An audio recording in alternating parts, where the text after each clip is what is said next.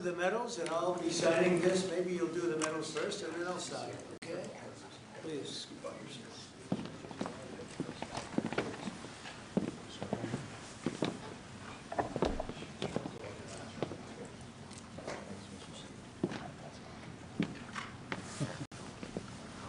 Nice medal. It's not bad.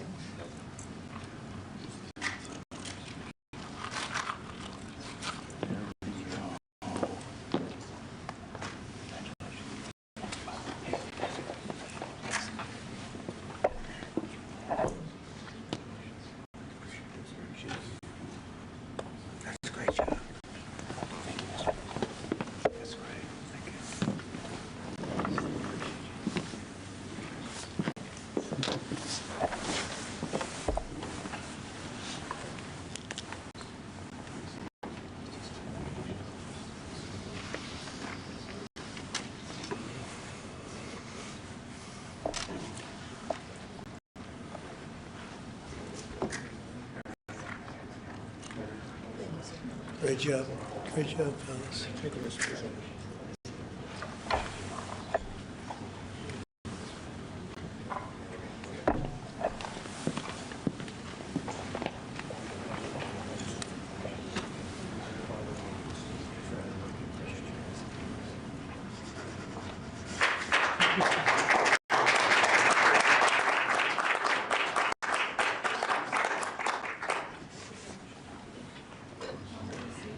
No auto pen. None, ever. We don't like auto pens, right? We don't like auto pens. How about gathering around me, and we'll hold this up. Congratulations, it's an amazing job. Come on around, come on around. Let's take a good picture.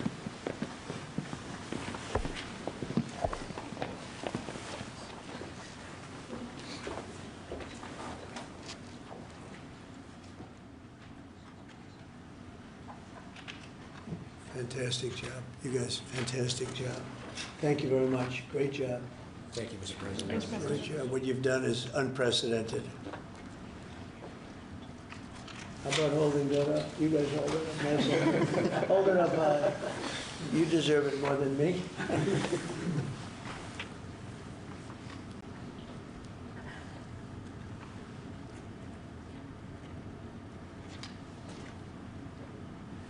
So I'm going to give you another medal, though, that may be more beautiful. I'm not sure it means as much, but it's really good, okay?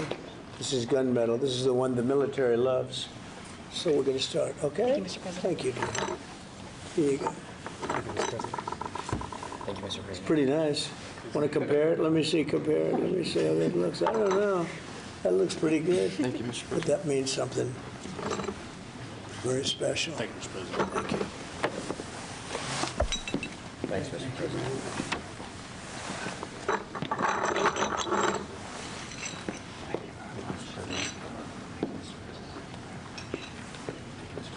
What you can do, tie it around your neck. Just a nice ribbon. I think you'll like it. It's special. We don't give them to many people. Thank you, Mr. President.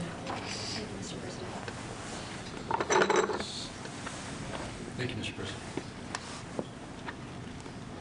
Thank you, Mr. President.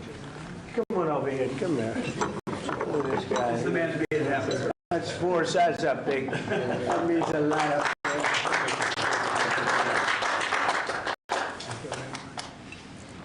Hey, General, come on over here, even though you have one. I gave him one. No, this general right here, General Raisin Cage. He's a great general. Thank you very much. Well, thank you very much, everybody. It's an honor. This is a fantastic moment. I haven't done this before. And the job they've done on the border is unthinkable. What they left us with, that they would have open borders with millions of people, 25 million people, probably more than that, pouring into our border, totally unchecked and unvetted. Now we have the opposite. And we want people in our country, but they have to come in legally. And they know that, and they know they're not getting through, so now they don't even try.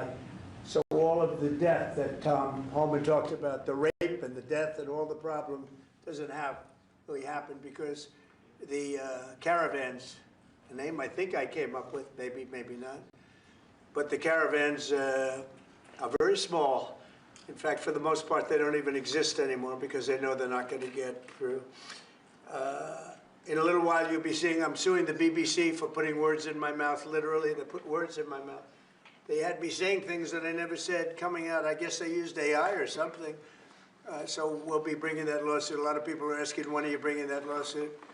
Even the media can't believe that one. They actually put terrible words in my mouth having to do with January 6th that I didn't say.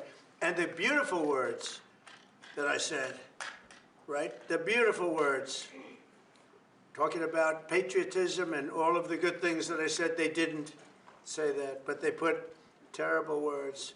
They actually have me speaking with words that I never said, and they got caught because I believe somebody at BBC said, this is so bad, it has to be reported. That's called fake news. So we'll be filing that suit probably this afternoon or tomorrow morning.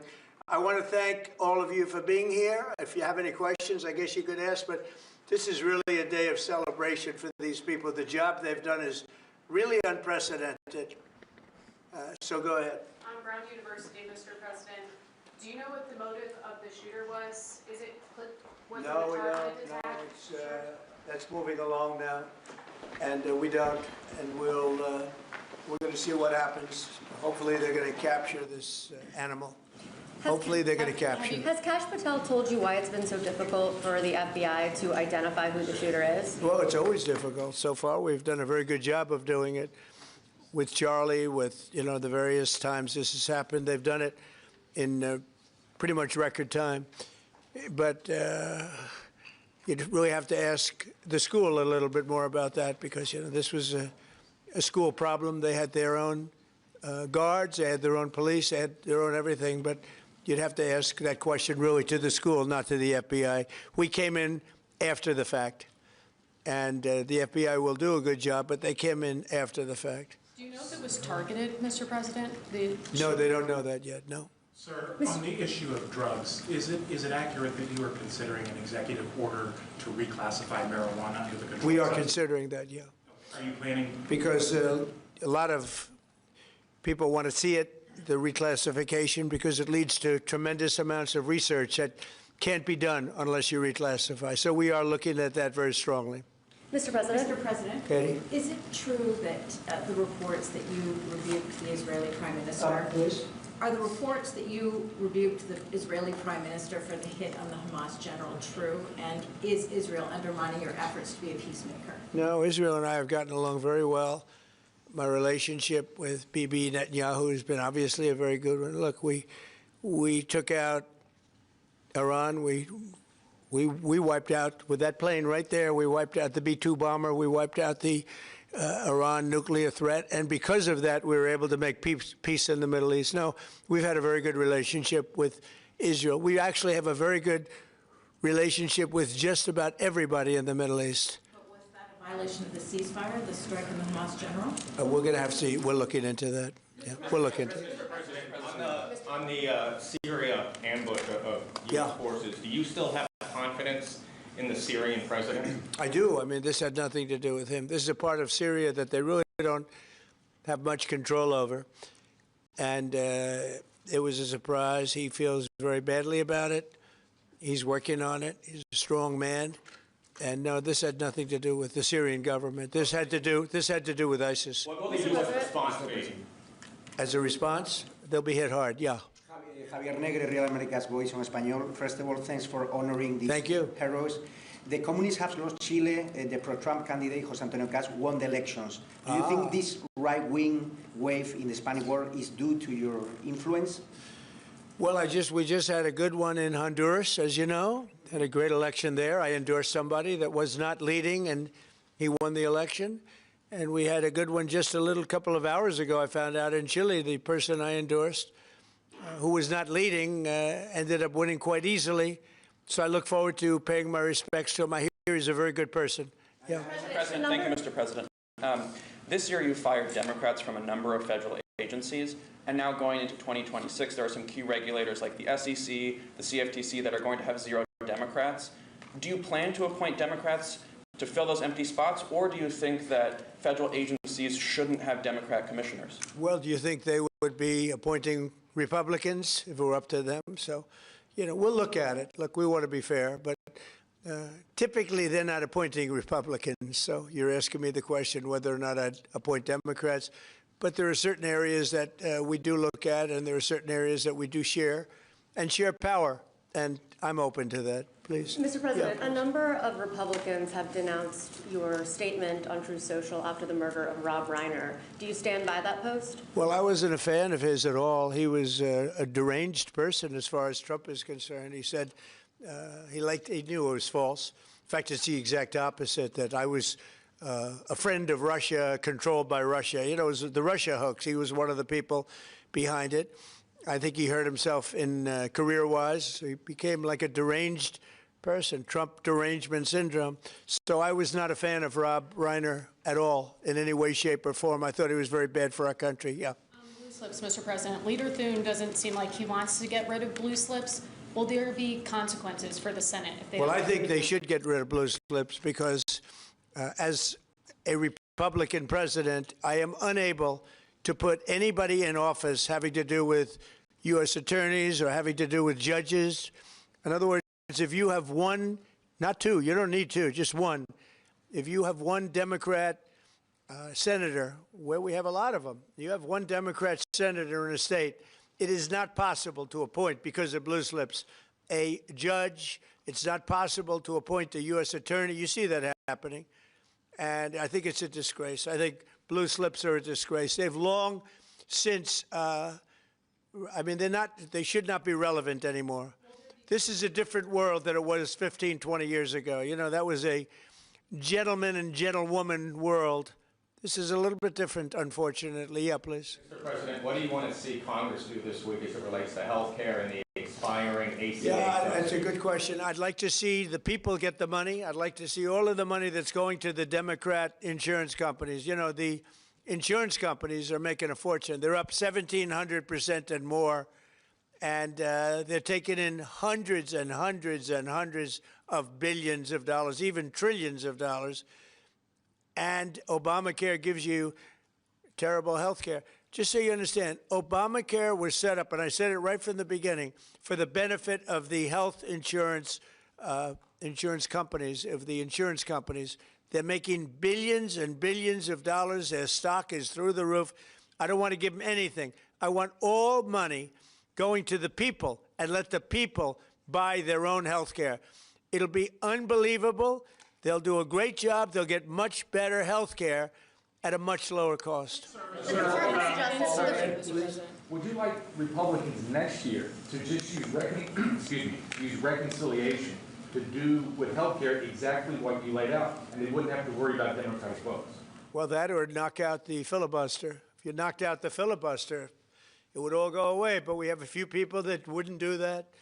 It's crazy. Look, we should knock out the filibuster. And if you did that, we'd get voter ID.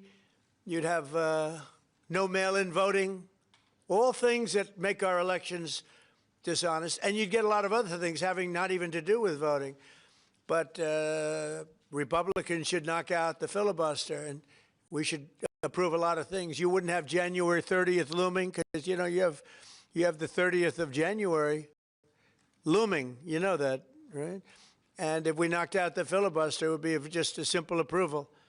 But you have some Republicans, they're unable to explain why. If you ask them why, they're unable to explain it. They cannot win the debate. But they should knock out the filibuster. And frankly, they should get rid of the blue slips too, yeah. Mr. President, the Democrats won Miami, where you won the election 1 year ago. Do you think it's because of the Hispanic media like Telemundo that are publishing fake news about the ICE operations? How do you plan to win back those votes for midterms? Yeah, well, I won that whole election. And, it's interesting. When I'm not running, we don't do as well. And I'm going to try and get that changed for the midterms. But we did have a big win in Tennessee, as you know. Matt Van Epps had a big win in Tennessee against a very strong candidate, attractive candidate, who a lot of people thought would do very well. And Matt won by a lot. And I won Tennessee by a real lot. We had a great election. We won every single swing state. We won the popular vote. We won everything. And There's a thing that they have now, districts, which is a big deal. I think in a way it's the most important stat from the standpoint of, looking at numbers accurately. So out of thousands of districts, I won 2,750 versus 525. Think of that, 2,750 versus 525. It was great. That's why the map, when you see a map of the election, it's all red, other than two little narrow lines on the other side. Please. Sir, Jimmy Lai was convicted today in Hong Kong. Do you have any reactions? I feel so badly. I spoke to President Xi about it, and I asked to consider his release. He's not well. He's an older man, and he's not well. So I did put that request out. We'll see what happens. Okay? Yeah, please, Katie. Question about Ukraine. Now that the meetings in Berlin have wrapped up with Zelensky, is there a timetable for going to Moscow? Is a delegation going? Well, I think that the delegation is largely there right now, actually. They're in Europe, and they met with those people that I called out before, the various countries, plus some others.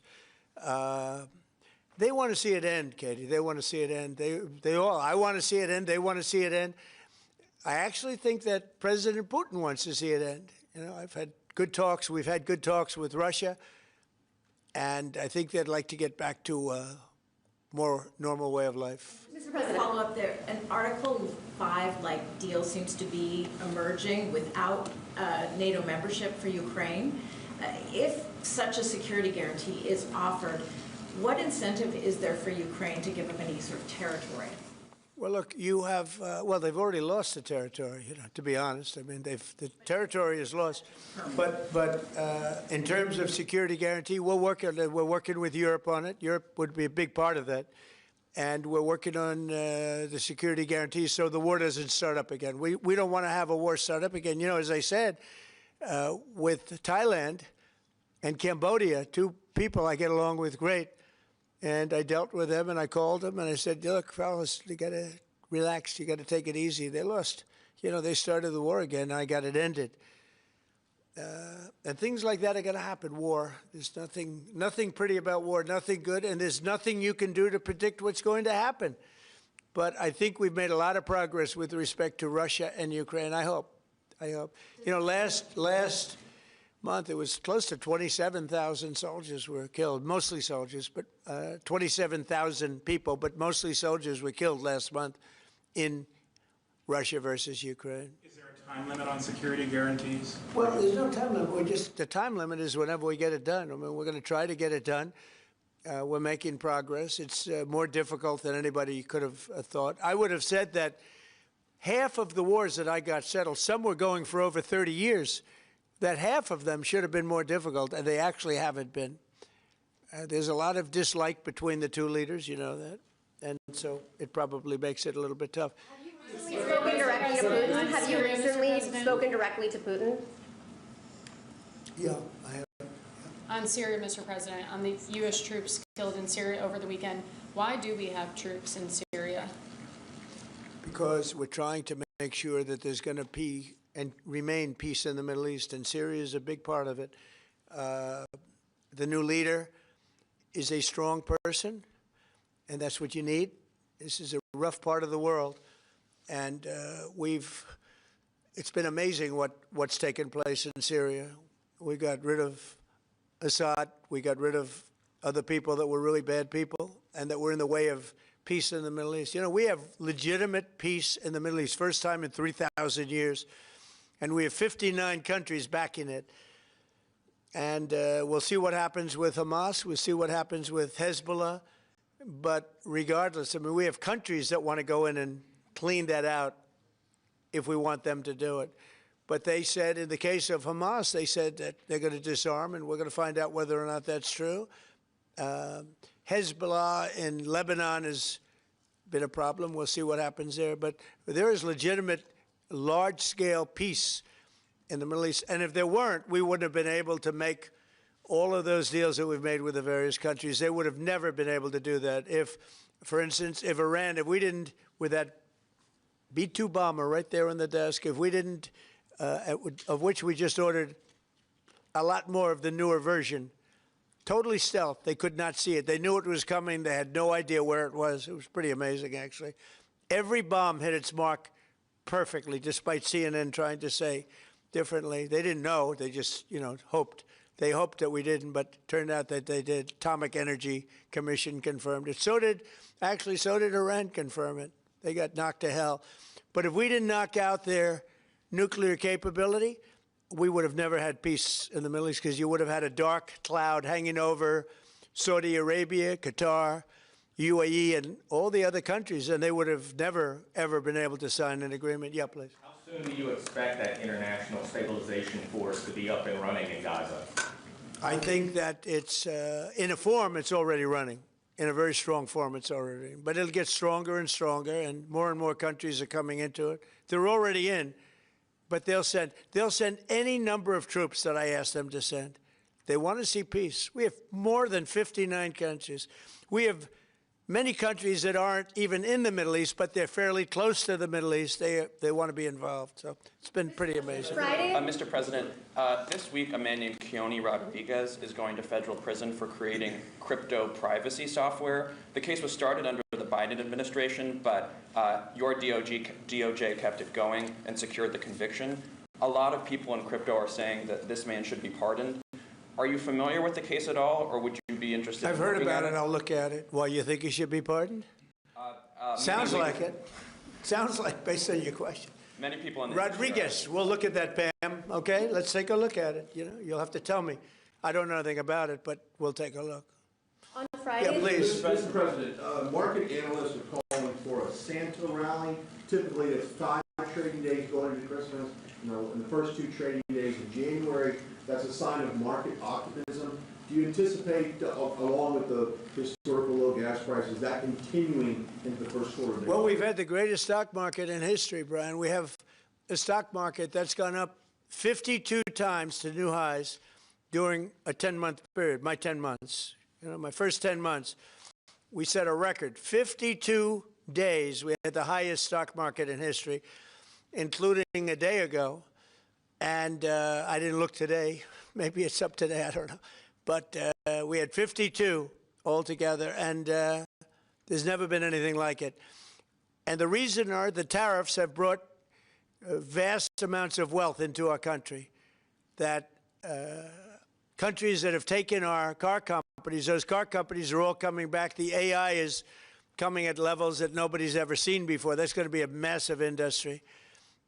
Without the tariffs, we wouldn't have that. Chips are coming in. Chip companies are coming in from Taiwan and other places, but mostly from Taiwan, which has almost 100% of the market. And we're now making chips. And we're not paying anything. It's not the CHIPS Act where they give billions of dollars to companies and then they just take the money and they run. That was under Biden. The fact that I set tariffs up, and that if they don't make their chips here, they have to pay a big tariff. In order to send them into the U.S., they have to be here. Tariffs really work, in my opinion, almost only in the United States. They've been used against us successfully because we had presidents that had no clue. But tariffs really work. We have taken in hundreds of billions of dollars with tariffs, and more importantly, we've taken in countries and companies where, and even countries have sent their car-making people into the United States in order to avoid paying tariffs. And they'll build a plant and they'll hire our people to make the cars. But we now have, as you know, Toyota just approved $10 billion in manufacturing plants in the United States using our people.